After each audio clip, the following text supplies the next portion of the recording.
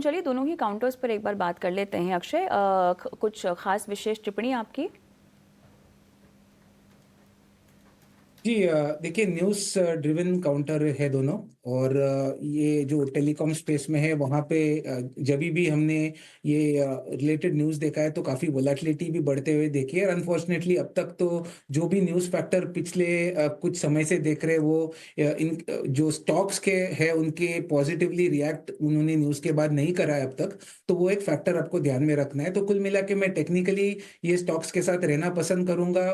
Bharti Airtel जो है इसका ट्रेंड अभी भी पॉजिटिव है, बट अगर आप बाय करना पसंद करें तो फिलहाल थोड़ा वेट एंड वॉच करें। एक कंडीशनल बाय है 1840, ये लेवल पार करने दे, उसके बाद इसमें बाय ट्रिगर बनेगा, वो भी शॉर्ट टर्म के नजरिए से। और वोडाफोन आइडिया जो है अभी एक बेस के आसपास ट्रेड हो रहा है। बेस है करीबन 6-6.5 रुपए का।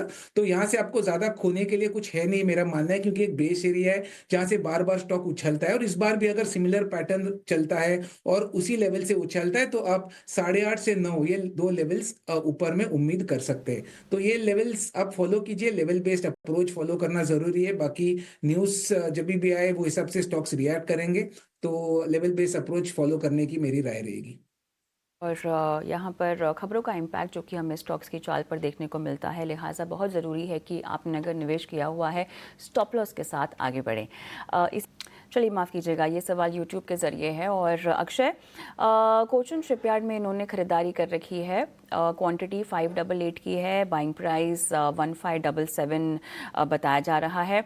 और मुनाफे में भी बैठे हैं। पिछले एक महीने में स्टॉक ने शानदार यहाँ पर मूवमेंट भी दिखाई हुई है। एक अप ट्रेंड भी बना हुआ है, लगभग 36.8% एक महीने का अगर हम देखें। प्रॉफिट में है, मुबारकबाद रजनी।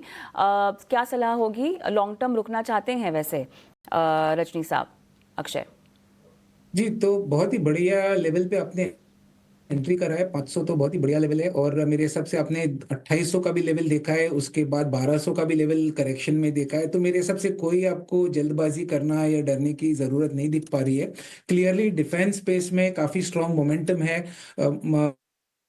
कोचिन शिपयार्ड की बात करें तो वॉल्यूम्स काफी तेजी से पिकअप होते हुए लग रहे हैं 1600 और 1800 के रेंज में। तो क्लियरली काफी डिलीवरी इंटेंट देखने को मिल रहा है हमें ये स्टॉक्स में। तो जो फिलहाल टेक्निकली टारगेट्स बन के आ रहे हैं 2400 और 2500, ये शॉर्ट टर्म ट्रेडिंग टारगेट्स है। और लंबे समय से आप अगर होल्ड करेंगे तो ऑल टाइम हाई वापस आपको 2800 साल भर के बाद दिखने को मिल सकता है। तो होल्ड करने की राय है। अभी काफी स्ट्रांग मजबूती का ट्रेंड है, तो होल्ड करें कोचिन शिपयार्ड। ठीक है, तो होल्ड करने की सलाह। और लगातार डिफेंस पर हमें बहुत सारे सवाल आ रहे हैं। चलिए बढ़ते हैं आगे, अगले कॉलर की ओर बढ़ते हैं। प्रभाकर हैं मुंबई से, हमारे साथ इस वक्त फोन लाइन पर जुड़े हुए हैं। प्रभाकर जी नमस्कार, बताइए कौन सा स्टॉक आपने लिया है? नमस्कार सर, मैंने टेक महिंद्रा का शेयर लिया है 1505 के भाव से। ठीक है, 1100 शेयर। ठीक है। कितना व्यू रख रहे हैं आप, शॉर्ट टर्म का या long term? Short term. Short term है तो पहले तो बधाई, क्योंकि आपने बड़े अच्छे स्तरों पे खरीदारी की है टेक महिंद्रा जैसे स्टॉक में, और इस वक्त मुनाफा आपको हो रहा है। अक्षय, टेक महिंद्रा बहुत ही कह सकते हैं कि शार्प बाइंग 1505 रुपए की, और यहाँ पर शेयरों की संख्या भी 1100 के आसपास है। तो मुनाफा अच्छा खासा होता हुआ, बांध ले मुनाफा या अभी है पोटेंशियल? जी देखिए, पोटेंशियल है अभी भी। टेक्निकली शॉर्ट टर्म का व्यू है आपका तो 1650 एक शॉर्ट टर्म रेजिस्टेंस है। और उसके बाद 1700 के रेजिस्टेंस खुल जाते हैं। तो कुल मिला के जिस तरीके का सेटअप है मेरे हिसाब से 1700 आपको शॉर्ट टू मीडियम टर्म जो है एक महीने के अंदर आपको देखने को मिल सकता है। बट क्योंकि हम शॉर्ट टर्म के लेवल्स देख रहे हैं तो मुनाफा भी टाइम टू टाइम बांधना जरूरी है। तो फिलहाल करंट लेवल पे आप आधा क्वांटिटी अपना मुनाफा बांध ले, ये मेरी राय रहेगी, क्योंकि हम ट्रेडिंग कर रहे हैं। और बाकी का जो क्वांटिटी आपको 1700 में बुक करना है। तो ओवरऑल ये दो लेवल्स को आप फॉलो कीजिए बारीकी से। मेरे हिसाब से 1700 भी महीने भर के अंदर टेक महिंद्रा छू सकता है। चलिए, टेक महिंद्रा पर यहाँ पर टारगेट्स बताते हुए सुमित गुप्ता का सवाल यहाँ पर हम लेंगे। और इन्होंने जो खरीदारी कर रखी है वो दरअसल BEML कर रखी है। और इनकी जो बाइंग प्राइस है लगभग 270 है BEL की बाइंग प्राइस की बात कर रहे हैं, क्वांटिटी इनकी 400 है, लॉन्ग टर्म ओवर 2 इयर्स का इनका नज़रिया है। तो चलिए एक शानदार रनअप हमने ऑलरेडी इस कैटेगरी के तमाम काउंटर्स में देखा हुआ है। BEL की बात करें तो यहाँ पे ड्रोन डिटेक्शन सिस्टम को लेके इन्होंने कुछ यहाँ पे कॉन्ट्रैक्ट्स भी और जीते हैं, जिसके चलते अच्छा खासा रनअप हमें काउंटर पर भी देखने को मिल रहा है। व्यू भी इनका बहुत सही बना हुआ है 2 साल का। क्या सलाह देंगे आप?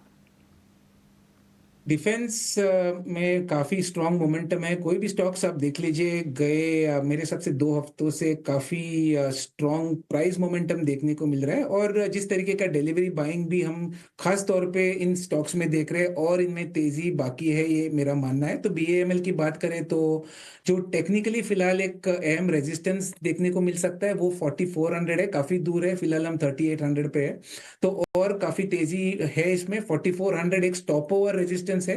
तो आपका नजरिया 1 साल के ऊपर है, शायद 2 साल है, तो मेरे हिसाब से आपको बने रहना है 4400 पे। चाहे तो आप थोड़ा सा अपना मुनाफा बांध सकते हैं या एग्जिट कर सकते हैं, बट कुल मिला के ऑल टाइम हाई लेवल्स 5200 आपको शायद लॉन्गर टर्म 2 साल के टाइम होराइजन में वापस छूते हुए दिखेंगे, तो उसके लिए आपको बने रहना है। अक्षय, BEL की बात हो रही थी। अच्छा, माफ कीजिए प्रशांत जी। BEL की बात करें तो BEL देखिए टेक्निकली एक स्ट्रॉन्ग ब्रेकआउट 340 के स्तर पे हमने पिछले हफ्ते देखा है। ये एक बहुत ही अहम डेवलपमेंट है। टेक्निकली ऑल टाइम हाई को ब्रीच करा है वॉल्यूम्स के साथ। तो कुल मिला के जो टारगेट प्रोजेक्शन है 450 तक फिलहाल बनता हुआ दिख रहा है। तो 450 के लिए आप बने रहिए, वहां पे आप अपना मुनाफा बांध लें। ये तो आपको BEL पे राय मिलती हुई। बढ़ते हैं आगे, और सुभाष अग्रवाल जी हमारे साथ रायपुर छत्तीसगढ़ से इस वक्त जुड़ चुके हैं। सुभाष जी नमस्कार, बताइए किस स्टॉक पे आपका सवाल है? नमस्कार सर, मेरा सवाल है सर यस बैंक पे। मेरे पास 1000 शेयर है यस बैंक का, 24.20 एवरेज प्रॉफिट है। ठीक है। जानना चाहता हूँ सर शॉर्ट टर्म के लिए इसका कैसे क्या रहेगा करके, अभी और लेना है कि ठीक है। आपने किसी की सलाह पे लिया था ये स्टॉक?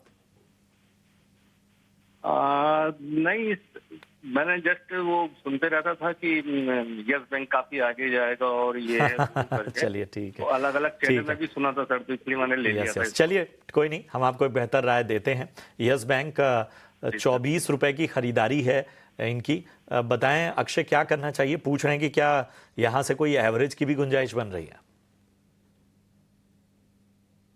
जी देखिए, यस बैंक में मेरे हिसाब से फिलहाल थोड़ा सा गए हफ्ते से मोमेंटम वापस लौट के आ रहा है, और उसका जो रीजन है वो एक मेरे हिसाब से जो कुछ बैंकिंग का डील है, कुछ स्टेट बैंक रिलेटेड कुछ न्यूज़ फ्लो था इसमें, जिसके बाद हमने वो मोमेंटम पिकअप देखा है। काफी डिलीवरी वॉल्यूम्स भी पिकअप होते हुए देखे 19 और 20 के स्तर में। तो मैं टेक्निकली इसमें देखूं अगर प्राइस चार्ट के स्टडी से, तो फिलहाल तो बहुत बड़ी तेजी की उम्मीद नहीं है, बट जो शॉर्ट टू मीडियम टर्म का प्राइस मोमेंटम है उसके चलते स्टॉक में आपको 26 से 27 ये लेवल वापस जो है छूते हुए दिख सकता है। तो ये लेवल हमने देखे थे 2024 में, एक साल पहले, तो ये लेवल्स वापस आपको देखने को मिल सकते हैं। तो फिलहाल एक मीडियम टर्म का नजरिया है। लॉन्ग टर्म के लिए अभी तक कोई ठोस सबूत टेक्निकली तो नहीं बन पा रहा है बाय करने का, बट 26 और 27 ये लेवल आप 6 महीने के टाइम होराइजन में वापस आने की उम्मीद कर सकते हैं, जहां पे आपको एक बार स्टॉक में रिव्यू लेना पड़ेगा। तो होल्ड करने की सलाह रहेगी 26 और 27 के टारगेट जोन के लिए। का नजरिया रखिए, 26-27 तक के स्तर आने वाले वक्त में नजर आ सकते हैं। जब वो लेवल आ जाएं तो एक बार फिर से रिव्यू कीजिए, या तमाम तरीके से हम इन तरह के स्टॉक्स पे बात भी करते रहते हैं, तो आपको थोड़ी नजर रखनी होगी।